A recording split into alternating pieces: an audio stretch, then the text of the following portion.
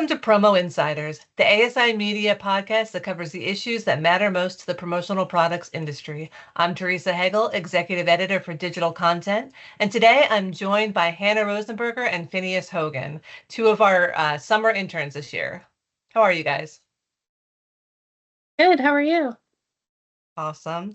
So before we get started, today I wanted to just kind of talk about all things summer, because I think it's a great kind of season for the promo industry. I think there's a lot of opportunities, but why don't we go and Hannah, you introduce yourself and kind of your background, and then we'll switch over to Phineas.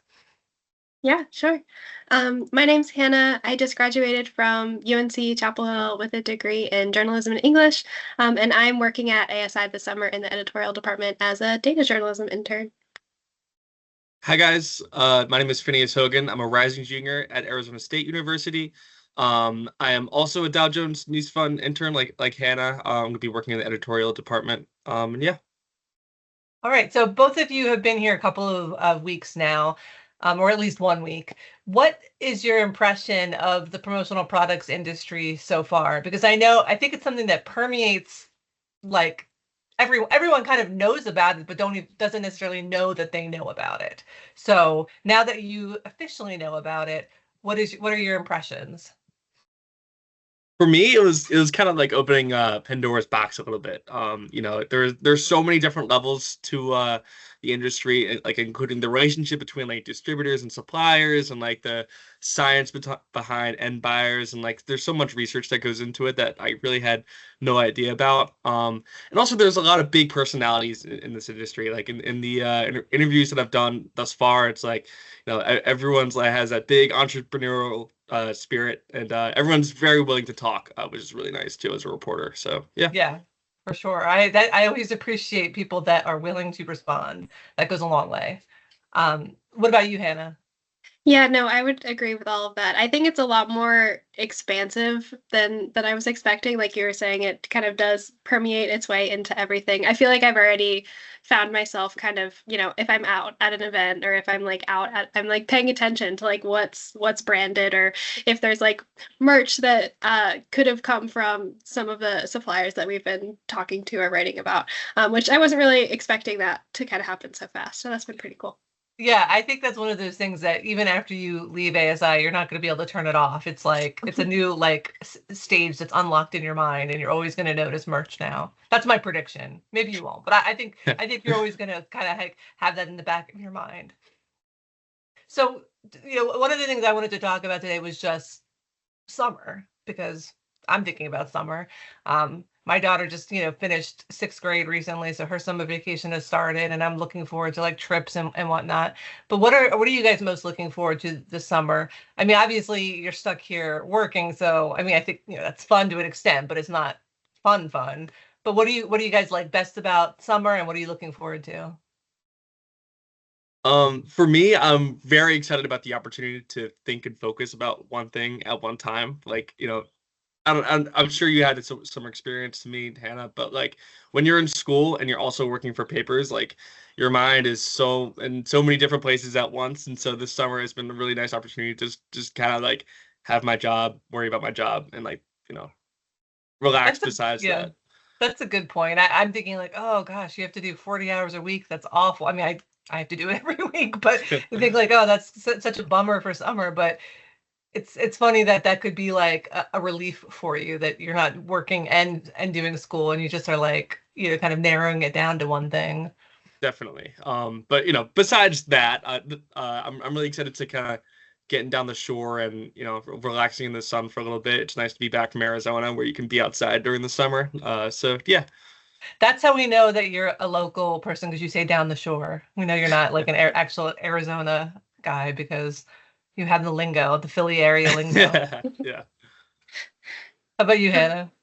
Yeah, no, I would definitely agree with that about the focusing on one thing. It's like definitely a different type of focusing when you've got the same thing, like all going all the time, as opposed to when you have like 12 billion things going at once. But it's nice in that respect too. But I love summer. I've always loved summer. It's my favorite season just because I'm such a beach girl. So I'm actually down the shore right now.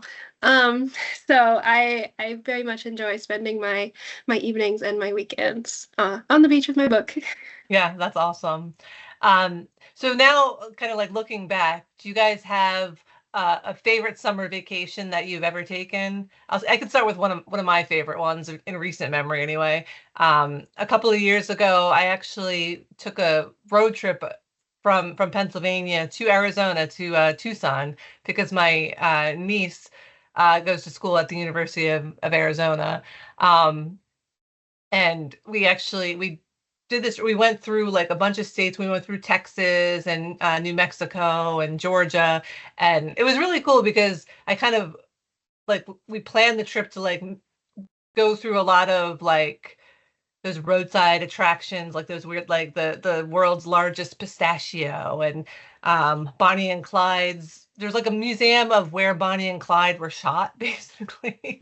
So there was just like any kind of like strange, or the gravestone of Dr. Pepper, not the person who made the soda, but I guess it was named after him. I don't know. It was very weird, but any kind of like weird, quirky thing we could find on the way, we would stop and go to. So it was a really fun trip.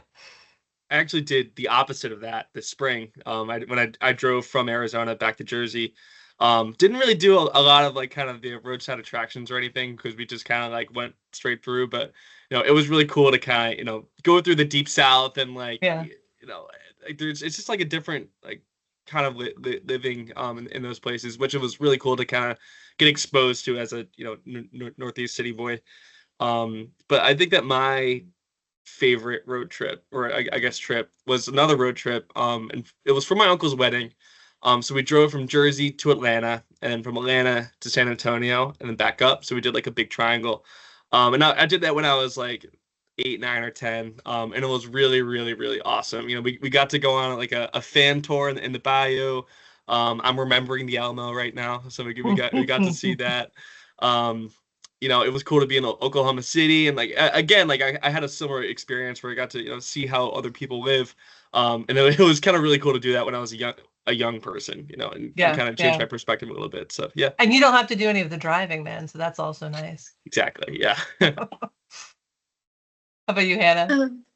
For me, so I did not grow up in a road trip type of family, but last summer I studied abroad in Spain Nice. for 6 weeks. And so that technically, I suppose, half a vacation, half school, because I was trying to practice my Spanish. But I had an amazing time, and I got to see a lot of really cool different parts of the country, and learn a lot about the culture. And my Spanish definitely improved while I was over there living with awesome. a host family. Yeah, that's great.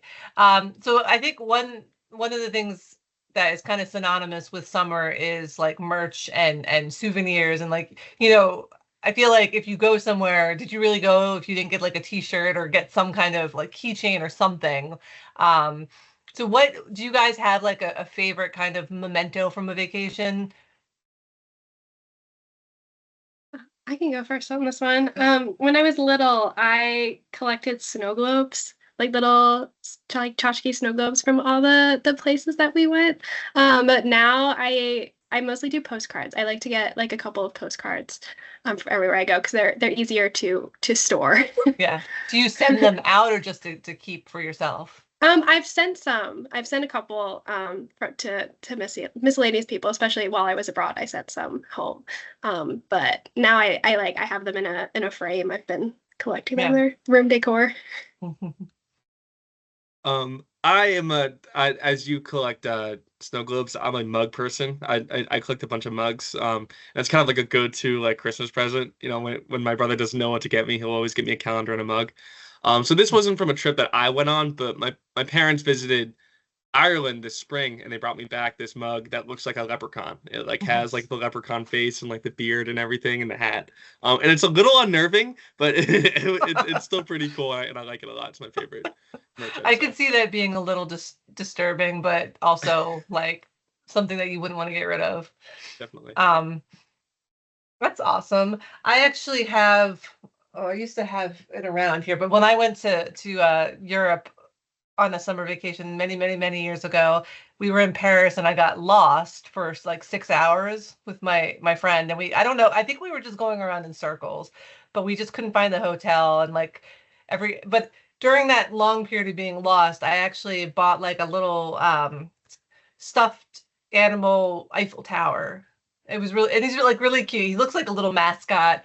I used to call him Pierre. I think I still have him somewhere, but I'm pretty sure that my daughter has kind of confiscated him because he's really cute. So I don't really, he's not mine anymore. It belongs to my daughter. So, but that's one of those things. It's like every time I see that little Eiffel Tower, it brings back that memory of being lost in Paris. I mean, because this was like back before like smartphones and GPS. So I think it was a little bit easier to get lost places than it is nowadays. But it was, it was a little like scary at the time, but also like kind of really fun to be lost in a place like that. So that's one of my favorite little souvenirs.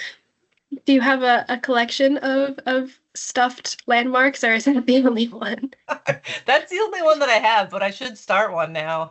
But maybe only if I get lost in places. I don't know. I feel lost all the time, so I should be able to get, I should have little like landmarks from all the places I've been lost. But I think the Eiffel Tower is the only one that I really have. So,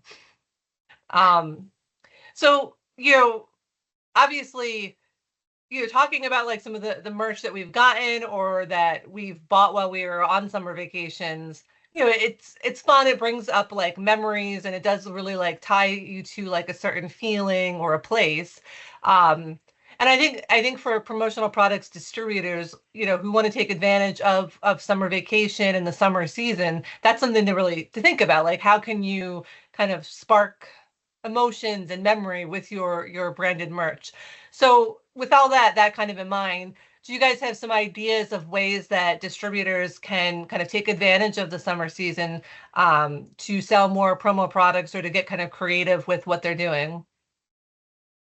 I think that one of the biggest balances that I have found for at least in my reporting for the last 2 weeks is that trying you're to an find expert now, so What's that? I said you're an expert now. Yeah, exactly. But it's like kind of finding the balance between like functionality and also like kind of a commemorative nature. So like I think that finding products that people would want to use, like a water bottle or like fans or something during the summer that are specific to summer needs, would be a good thing, but also kind of branding it towards like the situation and the context that everyone's in. Like, if you have an event in Philly or something, maybe have like a little Liberty Bell fan or something like that. So like I guess something that's functional but also like kind of commemorative. Yeah, and I think one thing that I've seen that is really fun, because everyone has their big, Stanley tumblers or whatever, like the tumbler of the day is. But like I like when you're giving something like that away, but you also give kind of like a custom sticker sheet that you can put all over the water bottle. So that could be like the tumbler is something you could use forever, but then maybe you can like brand it with some fun stickers that kind of are reminiscent of the specific event that you're targeting. Yeah. Yeah, I was going off of, I guess, like functionality more than anything. I was gonna say like bucket hat energy. I got a free bucket hat at like a soccer game that I went to, like at UNC back in the fall. It's probably my favorite like free thing that I've ever gotten. I wear it like all the time.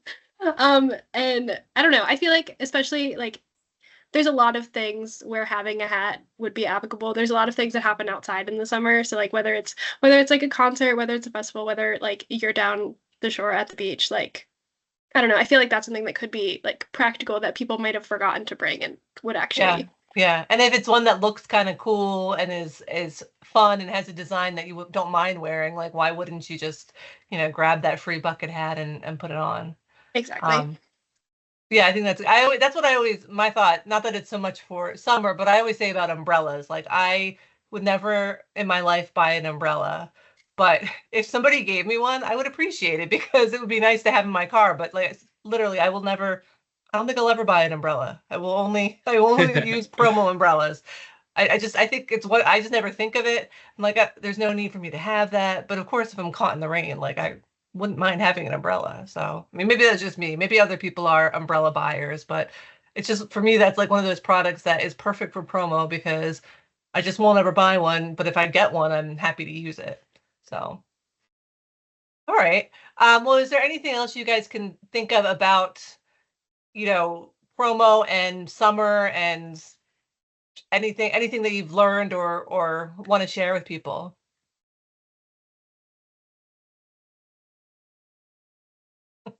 Crickets. Just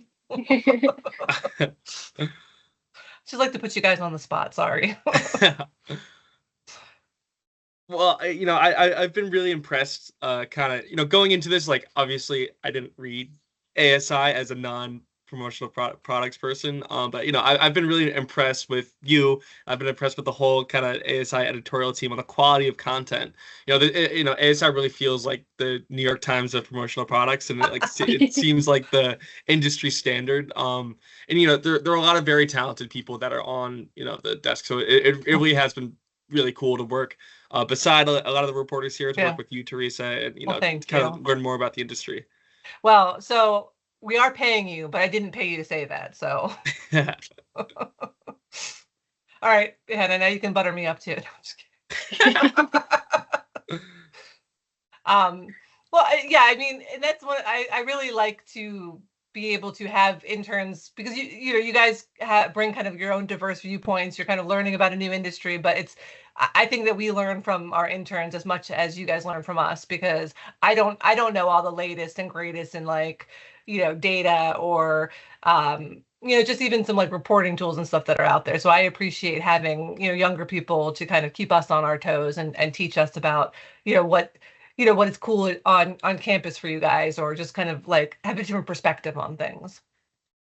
So thank you guys so much for joining me today.